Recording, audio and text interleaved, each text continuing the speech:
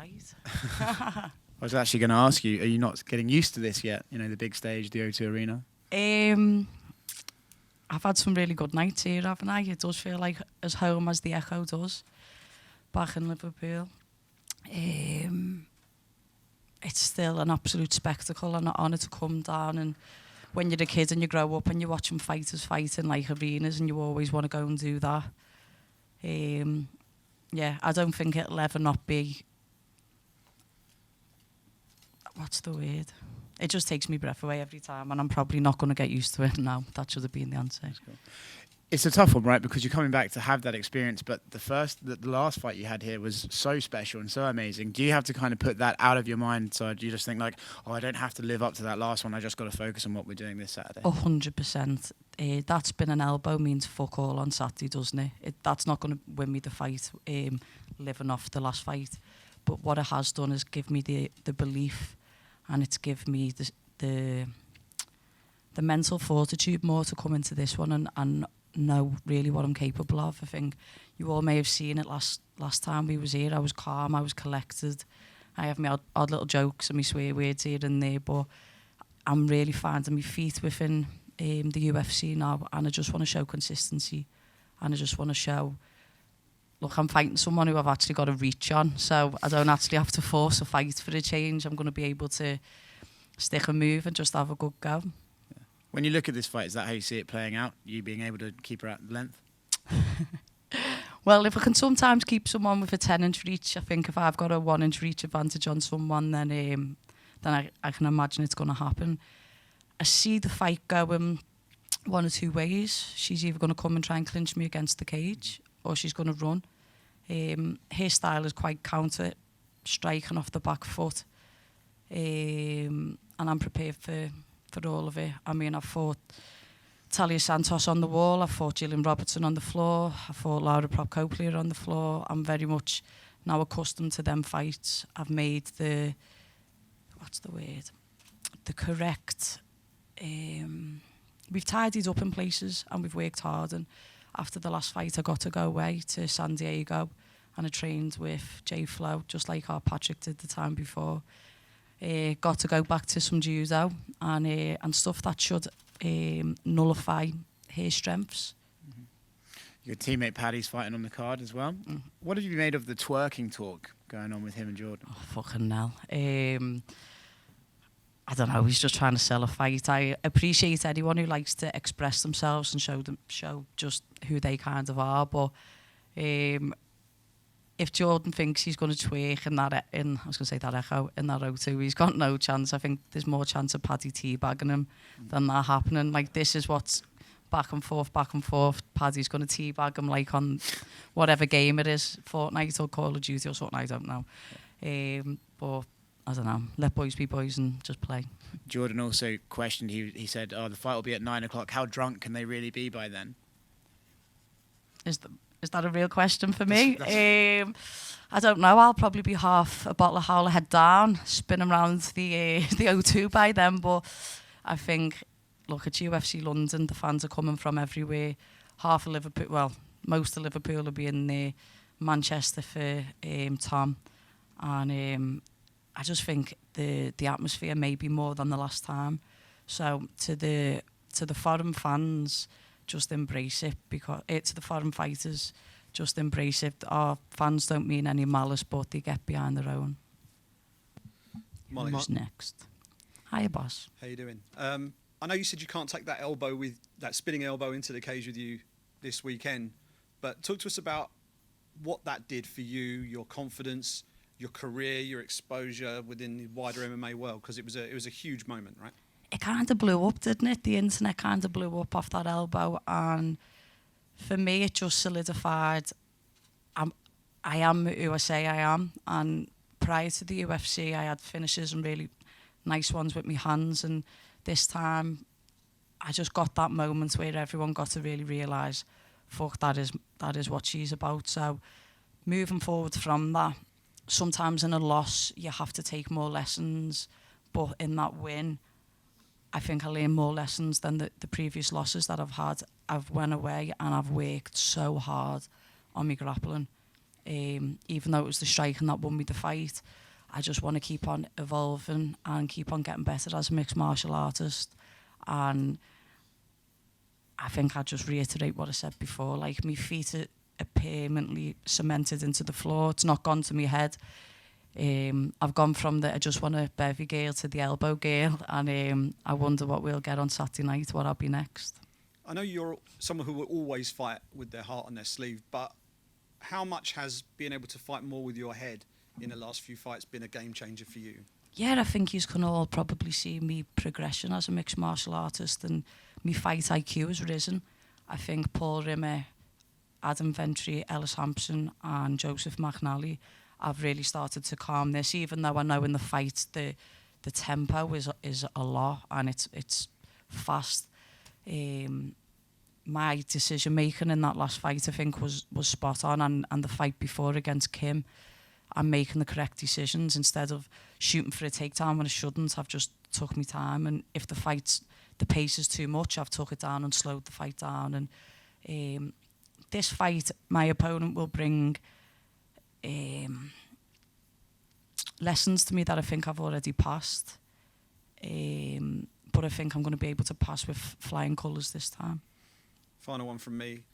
Looks like you're having the time of your life right now. You know, everything's going absolutely superbly for you. But this is the toughest sport on the planet, right? And the minute you take your eye off the ball, you get humbled real quick. So how are you managing to balance all of this with the increased exposure, the fact you're much more famous, and you know your career is on the up and up, but while also keeping your feet firmly on the floor? I think notoriety and all of that kind of thing means fuck all.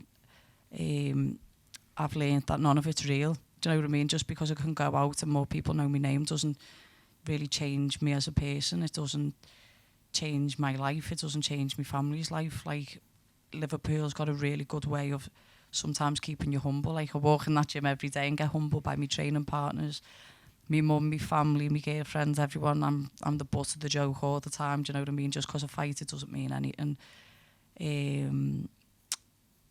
I've tried to be more of a role model and less of just the bevier. I've tried to drink less and do more for my community since getting more notoriety. So I think that always keeps you humble. And through all of this journey and through everything and through the last fight, I've just realised I just want to be a world champion. I just want to be a world champion again. And I can't look too far in the future. I just have to take every day and every fight as it comes. But like I say, I can't live off that performance forever, can you? You need to make sure that the next one outdoes that. However, the finish may not ever outdo that last one. The fighting IQ and the decision making should and will. Brilliant, thank you. Molly right here. Hi. Hi. You know, when people talk about that event in March, and many fans and just pundits saying that was maybe the best fight night, if not arguably one of the best events ever in the UFC. Definitely was, lad. Definitely was. You'd have had to be there, but it definitely was.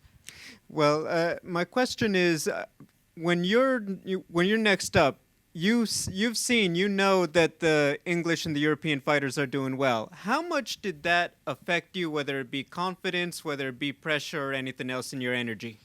All Molly McCann needs is a crowd. That's all I need. I couldn't do COVID. I was fortunate enough to go to Fight Island and be treated like an absolute queen over in Abu Dhabi. I was fortunate enough to fight in the Apex while still in the bubble. I couldn't do it. I just couldn't lift myself up to that kind of atmosphere. There was none.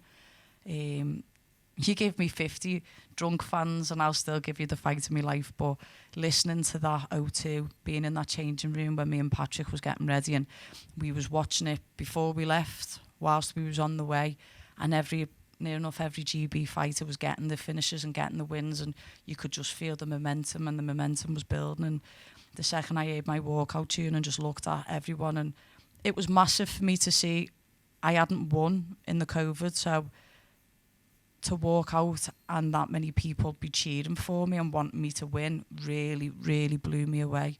And then I had said the whole fight week and the whole fight camp, this is for yous. I understand like how long yous have waited. It's as long as we've waited for this fight night back in London. And I just knew what I was ready to give. And I know it'll be a similar case on Saturday. Do you feel that the European fighters have some pressure going into this one? Because the last one was so good, it's almost like, oh my gosh, everyone has to deliver again. And you're only responsible, obviously, for your own fight. But do you feel like collectively there is a bit of that kind of energy going into this? I think as long as you don't let the ego run away with yourself after wins, like what we've all managed to do. And Tom Aspinall's like a really good example of it. Good win, good win, good win. Doesn't let him run away, doesn't add pressure to him. He just gets on with his job.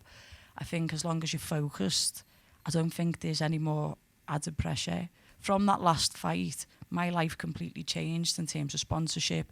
I don't have to go into a fight now worrying about, what if I lose? I'm only going to get half. Would that even cover 6 months, like rent and bills and all that kind of stuff? I get in there and I feel like a diamond's created, like pressure creates diamonds, and I'm ready to just keep on creating. So will I feel the pressure?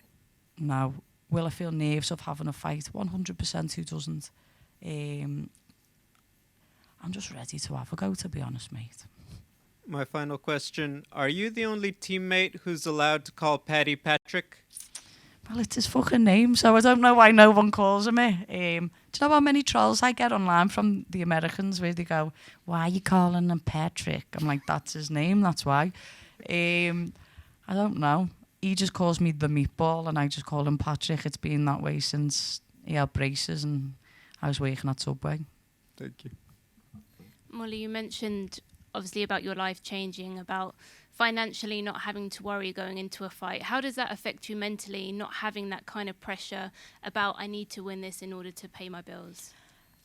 I think most people who watch the sport and most people in here love what they do, and sometimes everyone's thinking, am I going to make it to the end of the month? Because sometimes you're not getting paid like a lot, do you know what I mean? I wouldn't say I've got outrageous amounts because there's probably half the card earn more than what I earn, but just not having the extra. When you're going to a fight and you're in camp, you just want to be thinking, I'm going to improve there, I'm going to get better there. I think when you start having to think about money and survival post-fight, it can just be detrimental to your thought process. And when I'm in the cage, if I'm in a compromising situation, I want to be thinking, stop here passing, stop the arm, stop the elbow. I don't want to be thinking, fuck, if she moves here and I'm over, I'm not going to be able to pay me bills. And I've been really fortunate that Barstool's come in, give me a sponsorship deal where I'm comfortable to just give my whole self and to training. And I think every fighter does. By hook or by crook, we all find a way to make it work, whether you have to have 2 jobs outside of it. Everything that you do, you'll always give your best to it. But I just feel like I'm in a position now where I can just ultimately give my whole self to every training session, and instead of having to go and do other stuff, I can just put the Normatec on and recover. I can go for a cryotherapy, I can go for a walk with my dog Frank and just relax and take in the sun that's not really ever in Liverpool, do you know what I mean? But it's harder in some ways because you're probably more broken because you're training harder and you're giving more, but there's less pressure, which is better. You know, you mentioned about, you know, being more grounded, being very calm, focused, and we definitely saw that before your last fight as well. You know, how much of a difference does that make in your performance when you are kind of mentally grounded, mentally focused? How much does that affect the way you perform? I feel like mind, body and soul, when it's all together, you get the best performances of your career. And you can see it when, like, Conor McGregor, you can see when he was at that Zen flow and he had those amazing finishes, and then when he was being a bit, I don't know, like, whether to say, like, manic or, like, a little bit everywhere, probably because he was feeling the pressure a little bit, that the fights don't always go the way that you want them. So, for me, it has just been really important just to make sure that I keep my feet on the floor and just... Yeah, I forgot your question halfway through. Sorry, I've had a long day. It's okay. How does that affect your performance when you're... It affects my performance in a positive manner. I was saying 2019 I came to fight Zombie Girl, was it? Priscilla Cachoeira. And I remember sitting here and I was just taking it all in, and I was so fucking scared, and I couldn't eat all week. I didn't even have to do a salt bath or anything because I was that nervous. My energy was so drained, but I was still able to give the performance of my life. So when you're not constantly drained, you can just give more. If you're in the cage and you're punching and you're not on the back foot already in here, your recovery is better, and you're thinking better, and your combos just come together, and you're more alert and you can see. So I think it's a real positive. And, you know, when you think about the fight this Saturday, how do you envision it? How do you see it going down in your head? I think most fighters have their moments and their zen-like flow, and Paddy will probably be when he's like rapping and on the mat and he's giving it. Mine's when I'm going for me run, or when I'm walking to the gym and I'm warming up and I have my music in my head, and I just constantly think like I'm going to command the centre of the ring, of the cage, and I'm just going to go and do me, and I'm not going to force the finish. The finish will come. I haven't got to force a win, and I do feel, and I have envisaged, and in training, it's all mirroring together that I will get the finish. Whether it needs to be a grapple and a submission, or whether it's going to be a striking finish, I think every single person who's been around me, who's been in camp, who's watched me this week, can just tell something special is coming. So Dan Hardy said to me, off the back of that last fight, is kind of like 3 wins.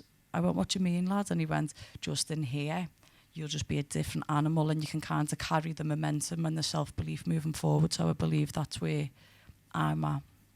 Thank you. No problem. Molly, just in terms of you and Paddy going global from Liverpool, how does that actually feel to represent Liverpool and to just go global with your best mate? It's a bit of a mad one, to be honest, because I think in the summer, Graham Boylan managed to do a really good job for me to go from like New York to Phoenix to San Diego, and I got to go and train and do loads of like public like meet and greets and fucking all mad podcasts and meeting all just amazing people. And I remember I always say this, there's a song, I think it's called Oh What a Night, and me and Paddy always sing it, and we was driving to Six Flags from San Diego, so he was going to a theme park, and I looked at him and I looked at his fiancée Laura, and I turned it up and I went, never forget this moment. And he was like, what do you mean? I was like, this song, this moment. We're kids from Liverpool who grew up a council estate with nothing, and we're just out here living, I suppose you could say, best life, but just everything we've worked for. And the good thing is we epitomise being a Scouser. And some people might not like it, but I know everyone back home is proud of us, because we just try and be honest. We try and just tell the truth. We try and be funny, and we try and give paying customers and working class people what they deserve when they're paying and when they're watching. And at the end of the day, it's prize fighting, it's gamesmanship and sportsmanship, and you want to see it all. So we try our very best to give that to everyone. So back in March, Paddy was taking the mick out of you for Everton, maybe going down, and Liverpool winning everything. Now Liverpool didn't win the Champions League and the Premier League. You stayed up. You were at Goodison Park celebrating. That must have been mega. I think it was BT put it out there, didn't they? Half the world see me like scale. I was like in the main stand up a tier, managed to jump down, hang down into someone's box. I was like, love, can I get down there? She's like, yeah, getting ready to catch me. I got onto that field. I was with Dele Alli, Seamus Coleman, Frank Lampard. I got to them all, and I had flares.